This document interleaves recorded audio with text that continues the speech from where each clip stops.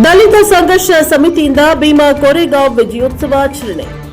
ಕರ್ನಾಟಕ ದಲಿತ ಸಂಘರ್ಷ ಸಮಿತಿಯಿಂದ ಭೀಮಾ ಕೋರೆಗಾಂವ್ ವಿಜಯೋತ್ಸವವನ್ನು ನಗರದಲ್ಲಿ ಅರ್ಥಪೂರ್ಣವಾಗಿ ಆಚರಿಸಲಾಯಿತು. ಈ ಹೋರಾಟ ದಲಿತರಿಗೆ ಮಾತ್ರ ಸೀಮಿತವಾಗದೆ ದೇಶದ ಎಲ್ಲಾ ವರ್ಗಗಳಿಗೆ ಎಚ್ಚರಿಕೆ ನೀಡಿದ ಐತಿಹಾಸಿಕ ಹೋರಾಟವಾಗಿದೆ ಎಂದು ದಲಿತ ಸಂಘರ್ಷ ಸಮಿತಿ ರಾಜ್ಯ ಸಂಚಾಲಕ ಸುಧಾ ವೆಂಕಟೇಶ್ ಹೇಳಿದ್ದಾರೆ.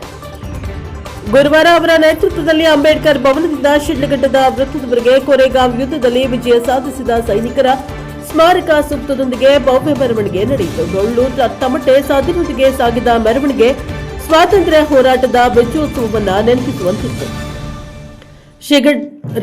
ಶಿಡ್ಲಘಟ್ಟ ವೃತ್ತದಲ್ಲಿ ಸೂಕ್ತಕ್ಕೆ ಹೂವಿನ ಸಿಂಚನ ಮಾಡಿ ವಿಜಯೋತ್ಸವದ ಸಂಕೇತ ಪ್ರದರ್ಶಿಸಲಾಯಿತು.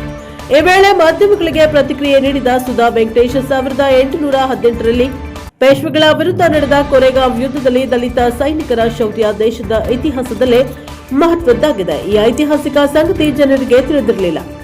ಲಂಡನ್ ಗ್ರಂಥಾಲಯದಲ್ಲಿ ಈ ಕುರಿತು ಮಾಹಿತಿ ಪಡೆದ ಡಾ ಬಿಆರ್ ಅಂಬೇಡ್ಕರ್ ಅವರು ಸ್ವತಃ ಕೋರೆಗಾಂವ್ಗೆ ತೆರಳಿ ಜನರಿಗೆ ಅರಿವು ಮೂಡಿಸಿ ವಿಜಯದ ಪತಾಕೆ ಹಾರಿಸಿ ಸ್ಮಾರಕ ಸೂಕ್ತ ನಿರ್ಮಿಸಿದರು. ಅಂದಿನಿಂದ ಜನವರಿ 1ರ ಭೀಮಾ ಕೋರೆಗಾಂವ್ ವಿಜಯೋತ್ಸವ ದಿನವಾಗಿ ಆಚರಿಸಲಾಗುತ್ತಿದೆ ಎಂದರು. ಈ ಕಾರ್ಯಕ್ರಮದಲ್ಲಿ ಪ್ರಗತಿಪರ ಚಿಂತಕ ಪ್ರೊಫೆಸರ್ ಕೋಡಿರಂಗಪ್ಪ, ವೆಂಕಟ, ಉಪನ್ಯಾಸಕ ಚಂದ್ರಶೇಖರ್, ವೆಂಕಟೇಶ್, ಶ್ರೀನಿವಾಸ್, ಅಂಚಿಟಪ್ಪ, ಮುಕ್ಕಳಪ್ಪ ಸೇರಿದಂತೆ ಹಲವರು ಭಾಗವಹಿಸಿದರು. Bureau report Salahuddin, NKS TV 4, Chikkaballapur. ಮಾತ್ರ ಇವತ್ತು ಕೋರೆಗಾಂವ್ನಲ್ಲಿ ಪೇಶ್ವೆಗಳ ವಿರುದ್ಧ ಹೋರಾಟ ಮಾಡಿ ವಿಜಯವನ್ನ ಸಾಧಿಸತಕ್ಕಂಥ ದಿನ ಇವತ್ತು. ಅದಕ್ಕಾಗಿ ನಾವು ಅಂಬೇಡ್ಕರ್ ಅವರ ನೇತೃತ್ವದಲ್ಲಿ, ಅಂಬೇಡ್ಕರ್ ಅವರ ವಿಚಾರಧಾರೆಯಲ್ಲಿ ಇವತ್ತು ನಾವು ಪ್ರತಿ ವರ್ಷ 1ನೇ ತಾರೀಕು, ಜನವರಿ 1ನೇ ತಾರೀಕು ನಾವು ಕೋರೆಗಾಂವ್ ವೀರ ಯೋಧರ ಒಂದು ವಿಜಯೋತ್ಸವನ್ನ ಆಚರಣೆ ಮಾಡ್ತಾ ಇದ್ದೀವಿ. ಈ ಸಂದರ್ಭದಲ್ಲಿ ಅನೇಕ ನಮ್ಮ ಕಾರ್ಯಕರ್ತರು, ಮುಖಂಡರು ನೀವೆಲ್ಲರೂ ಕೂಡ ಬಂದಿದ್ರಿ.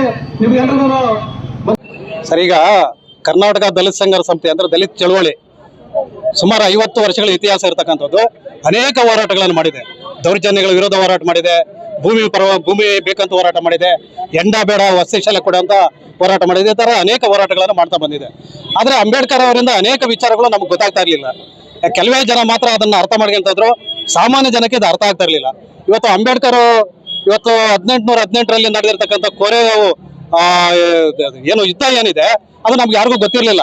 ಅಂಬೇಡ್ಕರ್ ಲಂಡನ್ ನಲ್ಲಿ ಓದ್ತಿರ್ಬೇಕಾದ್ರೆ ಅವರು ಸ್ಟಡಿ ಮಾಡೋ ಲೈಬ್ರರಿನಲ್ಲಿ ಸಿಕ್ಕಿರ್ತಕ್ಕಂಥ ಮಾಹಿತಿಯನ್ನು ತಗೊಂಡು ಈ ಒಂದು ಭೀಮಾ ಕೋರೆಗಾಂವ್ ಬಂದು ಅಲ್ಲಿ ಈ ಒಂದು ಸ್ತೂಪನ ಕಂಡಿಡಿದು ಅಲ್ಲಿ ದೊಡ್ಡ ಕಾರ್ಯಕ್ರಮ ಮಾಡೋದ್ರ ಮುಖಾಂತರ ಇವತ್ತು ದಲಿತರನ್ನ, ಹಿಂದುಳಿದ ವರ್ಗಗಳನ್ನ ಎಚ್ಚರಿಸತಕ್ಕಂಥ ಕೆಲಸ ಇವತ್ತು ಮಾಡಿದ್ದಾರೆ.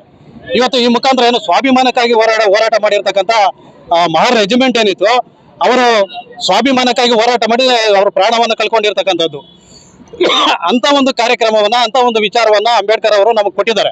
ಆ ವಿಚಾರವನ್ನ ಇವತ್ತು ನಾವು ಸಾಮಾನ್ಯ ಜನಕ್ಕೆ ಕೊಡಬೇಕಾಗಿದೆ, ಹಳ್ಳಿಗೆ ತಗೊಂಡು ಹೋಗಬೇಕಾಗಿದೆ. ಇದು ಕೂಡ ಒಂದು ದಲಿತ ಸಂಘರ್ಷ ಸಮಿತಿಯ ಒಂದು ಚಳವಳಿಯ ಒಂದು ಭಾಗವಾಗಿದೆ ಅಂತ ನಾನು ಹೇಳೋದಕ್ಕೆ ಇಷ್ಟಪಡ್ತಾ ಇದ್ದೀನಿ ಸರ್. ಇದರ ಮುಖಾಂತರ ದಲಿತ ಚಳವಳಿ ಇನ್ನೂ ಹೆಚ್ಚಾಗಿ ಬೆಳೆಯೋದಕ್ಕೆ ಕೂಡ ಅವಕಾಶ ಇದೆ. ವಿಚಾರದ ಬಗ್ಗೆ ಮಾತಾಡೋದಕ್ಕಾಗಿ ಉಪನ್ಯಾಸಕರಾದಂತಹ ಚಂದ್ರಶೇಖರ್ ಅವರಿದ್ರು, ಹಾಗೇನೆ ನಮ್ಮ ನೆಚ್ಚಿನ ಪ್ರೊಫೆಸರ್ ಕೋಡಿ ರಂಗಪ್ಪ ಸರ್ ಅವರಿದ್ರು. ಅನೇಕ ವಿಚಾರಗಳ ಬಗ್ಗೆ ಮಾತನಾಡಿದ್ದಾರೆ. ಹಾಗೆ ನಮ್ಮ ದಲಿತ ಸಂಘಟನೆಗಳ ಮುಖಂಡರಾದಂತಹ ತಾಲೂಕು ಸಂಚಾಲಕರಾದ ಸುಲ್ಕುಂಟೆ ವೆಂಕಟೇಶ್ ಅವರು, ಕಂಡಕ್ಟರ್ ಶ್ರೀನಿವಾಸ್ ಅವರು, ಬಚ್ಚಳ್ಳಿ ವೆಂಕಟರಾಮ್ ಅವರು, ಅಂಗಟ ಮುನ್ಕೃಷ್ಣ ಅವರು, ನಮಲಗುರ್ಕಿ ಆಂಜೆ ಅವರು, ಈ ತರದ ಅನೇಕ, ಆಮೇಲೆ ಮುನ್ಕೃಷ್ಣ ಅವರು, ಈ ತರದ ಅನೇಕ ಮುಖಂಡರುಗಳು ಇನ್ನೂ ಇದ್ದಾರೆ. ಅವರೆಲ್ಲರಿಗೂ ಹೆಸರುಗಳು ಹೇಳೋದಕ್ಕೆ ಆಗೋದಿಲ್ಲ. ಈ ತರದ ಎಲ್ಲ ಶ್ರಮ ಪಟ್ಟು ಇವತ್ತು ಈ ಕಾರ್ಯಕ್ರಮವನ್ನು ಯಶಸ್ವಿಯಾಗಿ ಸಹಕರಿಸಿದ್ದಾರೆ. ಅವರೆಲ್ಲರೂ ಕೂಡ ನಾನು ಧನ್ಯವಾದಗಳನ್ನು ಹೇಳ್ತಾ ಇದ್ದೀನಿ. ಇವತ್ತು ಕೋರೆಗಾಂವ್ ವಿಜಯೋತ್ಸವ ಮಾಡಿರ್ತಕ್ಕಂಥದ್ದು ಈ ದಲಿತರಿಗಾಗಿ, ಹಿಂದುಳಿದ ಶೋಷಿತ ವರ್ಗಗಳಿಗಾಗಿ ಅಂಬೇಡ್ಕರ್ ಒಂದು ಮಾರ್ಗವನ್ನು ಹಾಕೊಟ್ಟಿದ್ದಾರೆ. ಆ ಮಾರ್ಗದ ಮುಖಾಂತರ ಎಲ್ಲ ದಲಿತರು, ಎಲ್ಲ ಶೋಷಿತ ವರ್ಗಗಳು ಬರ್ಬೇಕಂತೇಳಿ ನಾನು ಒಂದು ಸಂದೇಶವನ್ನು ಕೊಡೋದಕ್ಕೆ